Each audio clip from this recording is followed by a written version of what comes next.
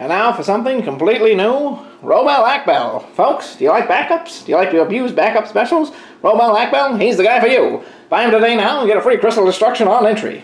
So this is the legend that I was the most excited about for this set, and it is the legend I have built the most decks around. And unfortunately for me, I only got one. Oh no. I don't know what it is about me and pulling Earth Legends. I cannot pull them to save my life. I didn't pull a single Rydia back in Opus 11, never pulled a single Tifa. I just can't pull Earth Legends. So unfortunately I've only got one copy of our friend here, but proxies will have to do.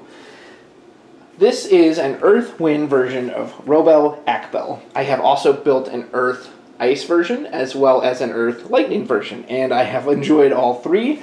This is the only one I've got physically built. The other ones I've kind of been testing on Octagon, but he's just so interesting. What does he do?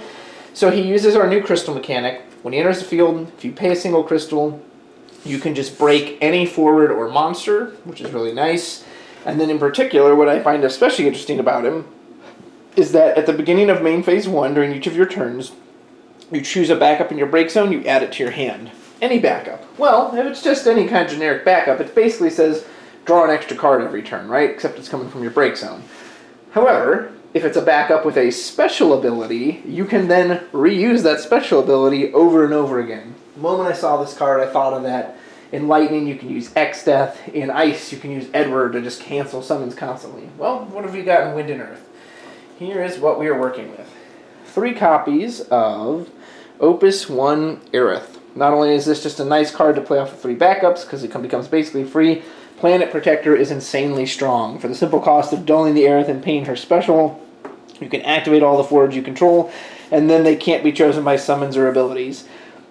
Feels pretty darn good when you can continue to do that over and over again. At least so far in testing. Once I've actually gotten to the Planet Protector cycle, I haven't lost the game. And as a matter of fact, he's not going anywhere. People will try to get rid of your Robel Akbel because they don't want you getting that value. But again, once you've got that first Planet Protector to just, boom, you can't choose them next turn. I'm going to pull it back. You want to try to, every turn, they have to get through Planet Protector. So, fantastic. And then for our Earth one, unfortunately, we're a little limited on options. However, Kitone really does shine in this deck. I wasn't sure how good this card would be, but so her special Dream Within a Dream, you choose a forward and you deal 4,000 damage. You then can pay a single Earth CP. When you do so, you get to use the special ability again without paying the cost. And that can be chained infinitely as long as you have the CP to pay for it. So you can dull Kitone, pitch the other copy, boom, hit it for 4, dull your Earth backup, hit it for another 4, if it's an 8k it's dead, target another one, pay another, and then again, you get to get that back every turn. And it is really interesting because it kind of becomes your source of removal. If you've got Robel out there just feeding you back Kitone every turn, you don't even need to cast your summons or these other forms of removal, because unless they have something that's like just resistant to damage, you can just literally ping it down off your backups, which feels really nice. Now, if you have to, you can play him without his crystal effect, but we would like to try to get that crystal effect if possible. So we've got 2 copies of Geomancer, 2 copies of Dragoon, just our Wind and Earth ways to generate crystals. I'm going to talk about all the backups in this list first, or at least most of them, because the backup slots in this deck are very, very tight for a few specific reasons. So, 1 copy of Star Sibyl. Not only will this let us search out things like Semi-Lafina, or this version of Shantoto, which I'll go into in a moment, it searches out Robel Akbel himself, which is really nice. Since he's kind of what the deck is built around, I wanted a card that could get it out. Star Sibyl can get it on a burst. Semi, of course, is going to do 1 more ping. It's not as efficient as just doing the Kitone ping, but it's there if you need it. But really, Semi's here, so hopefully if you draw Semi turn 1, you can put that down, play Star Sibyl for 3 next turn. This Shantoto is a great card. It's really nice with the Kitone because you can dull it for either Wind or Earth CP, which is very useful.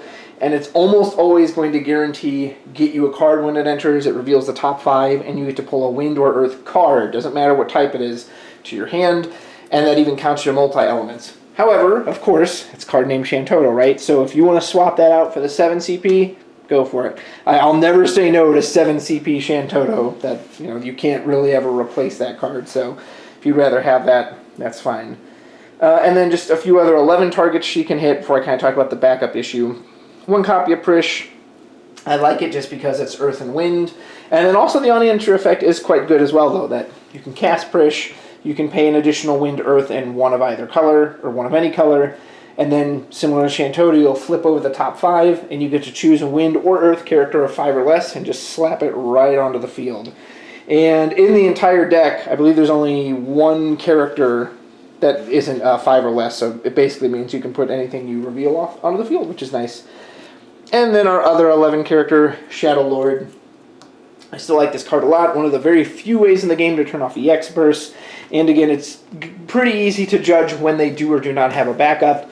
If they go turn 1 and they just slam out a forward, or they don't put down a backup, or they put down a 3 CP backup, as long as you didn't see them like search for a 2 CP one, you can pretty easily cast Shadow Lord and then know that they're not going to benefit off of that. And rounding out our backups, 1 copy of the Class 8 Moogle, just a way to help color fix since he can dull for earth or wind. Have to do 1 copy of Althea. If you're not playing Althea and Wind, you're making a choice that's actively hurt yourself because this card's freaking broken. And then finally, 1 copy of Tyro. Tyro's Tyro. You search out any forward you want, dull for extra CP, and yeah, it's on a burst. So here's the thing with the backup line. As you may notice, it's kind of strange. Some people, I've been playtesting this deck with a friend of mine, been kind of trying to work on it, and he says, well, why don't you do more Star Sibyl, Semilafina, really lean into the 11 package, or why not do the Nordstalin package, right? Only 1 copy of Althea and no way to search it out? Totally agree. Unfortunately, to make this guy work, so you want 3 copies of Aerith, you want 3 copies of Katona. You don't want 2, because if you only have 2 of these, that means 1, you need a copy to have on the field, 2, you then have to find the other copy, and there's no way to search these 2 out, so if one of those gets hit into damage, that whole plan is gone. You can't abuse these, so I think the 3 is important.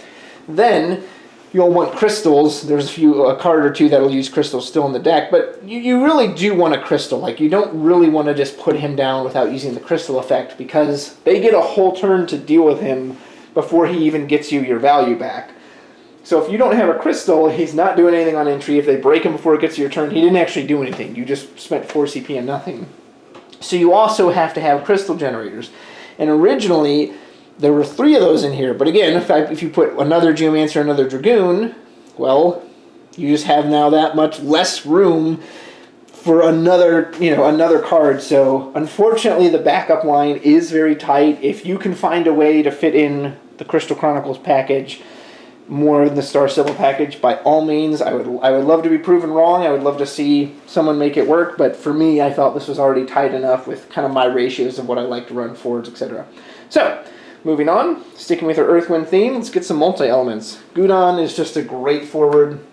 Attacks twice, doesn't care about ice or lightning dulling it. He says, nope, I'm just going to stand here, I'm a big beater. Same with Iris. Iris is almost always going to be free, and then you can use her ability if it comes up. Otherwise, she's just nice as a free forward. And 3 copies of Y'shtola. Similar to Shantota, if you want to do the 3 CP Wind Y'shtola from Opus 5 to help protect Robo Akbel or something else on your field, that one's always great. But this card is also just an absolute beater. It's got haste. It's not going to take damage less than its power. It's a great card to leave active if you want to block. Yeah, she's just absurd, and having access to some surprise haste feels really good.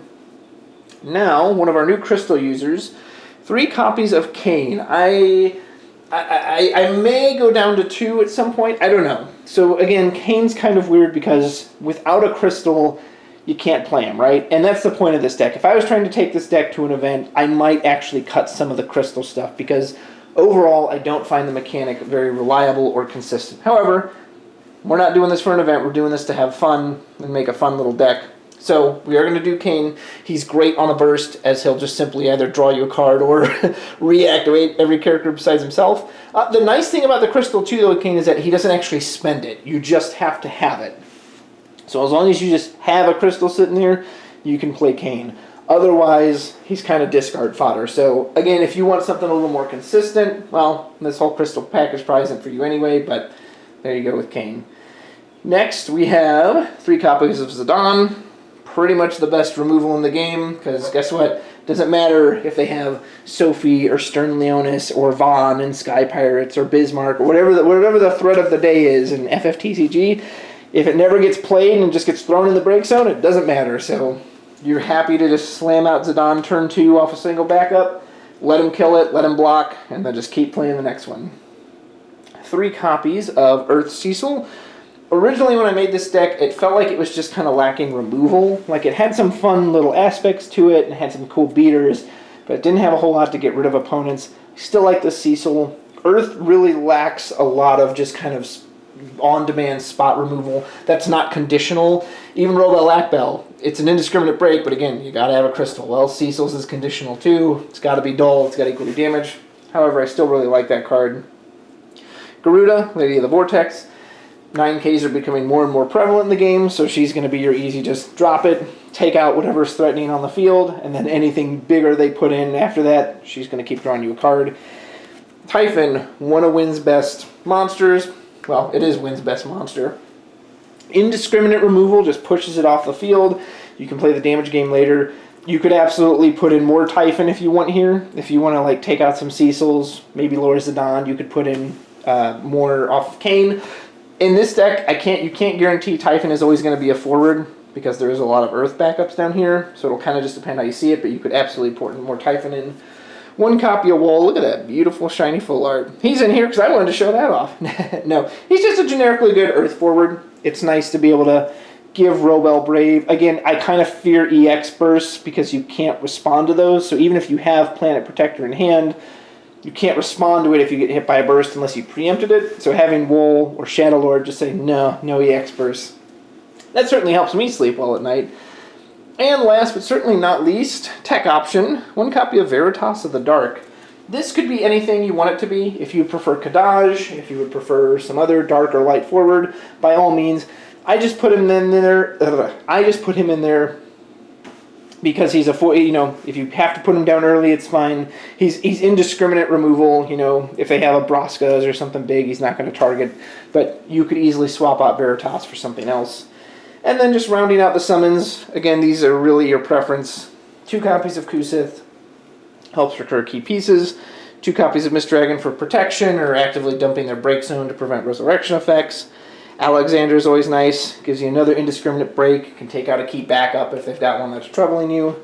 And then 2 copies of Diabolos. This deck does pretty reliably get to all its backups, and this card being basically free off of 5 backups is quite nice. But again, the summons are very flexible. If you can find something that supports Robel Akbel even better, by all means do it. So yeah, that's the deck. It's very fun. It's just, I really enjoy playing this. Man, if you get him out there with the Katoni or the Aerith, and you can just start recycling those specials over and over again, it just feels fun. Like, I don't know, I can't quite describe it other than fun, but it just has this neat impact to it. Like I said, if you're interested in those other versions, I don't know if I'd do a full deck tech. Maybe I would if there's enough interest, but I have deck lists for those as well. Like I said, there's an Ice Earth version that abuses Edward. He comes back. Earth Lightning variant, it abuses the X-Death, 8 cost backup, so you can just cast the Void over and over and over again. So, coolest legend we got in the set, in my opinion. That's a little Earthwind Robel Akbel. Let me know what you think. Deck list will be in the description below. And I'll see you next time. Bye! Cast Viraga!